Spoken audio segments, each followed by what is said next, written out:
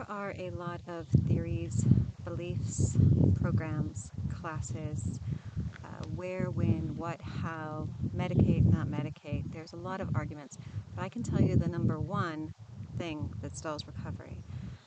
Trauma doesn't always turn into PTSD. PTSD is actually something that can be worked through, the same as working through the trauma does. But the number one stalling factor is the if. When you are processing things or going through things, acting, reacting, going just everyday issues, catch how often you are telling yourself if. If they had not cut me off in traffic, I wouldn't have to be mad. If this person didn't do this, then I wouldn't have to do that. If I were stronger, smarter, better, then I wouldn't have been beaten as a child. If I had not gone out at night, I wouldn't have been abducted. If Congress passed laws to control firearms, there wouldn't be shootings. If. Now, there's a lot of things that if does make a difference on. We need to pass new laws, we need to do this and that, we need to make some societal changes so that we're not criminalizing or penalizing people for being different. But for your recovery, catch your ifs, because that's where people stall out. You get so obsessed for what your life would have been like if you were in a different home, if you hadn't married that person, if, every time you if it, you're stalling your recovery, because you're not working on how to get better right now. You're working at ways of avoiding something that could not have been avoided. Well, I mean, it could have been. Sorry. Do you understand what I'm saying, though? As long as you're processing the if more than the what's next, your recovery is going to stall. There's a movie, it's kind of freaky, though, The Butterfly Effect. And the movie goes through a process of going back in time and changing one thing, and then finding that the result isn't always desirable. So, yeah, world of ifs. If this, if that.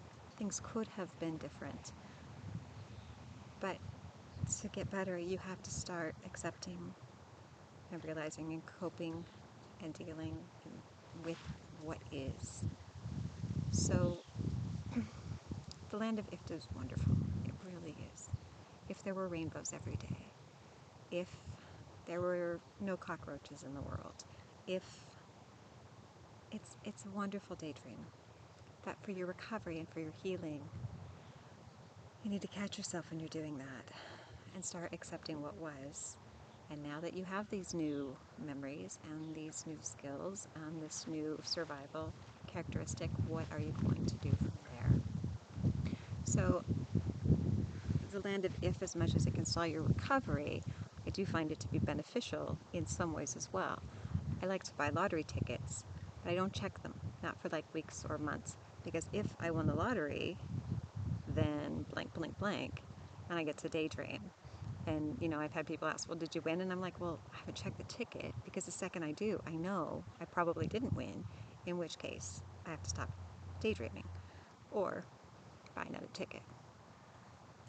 So if you are going to go into the ifs, try to keep it there.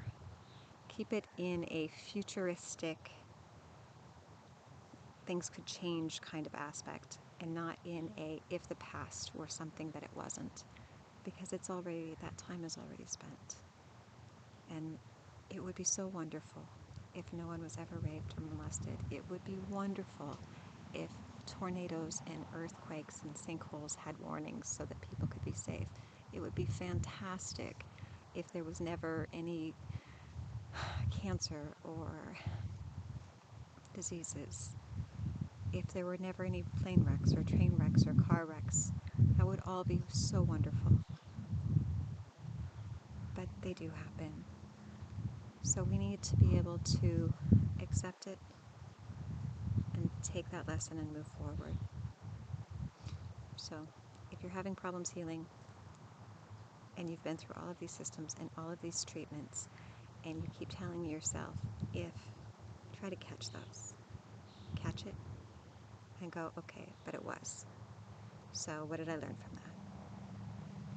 And then go from there.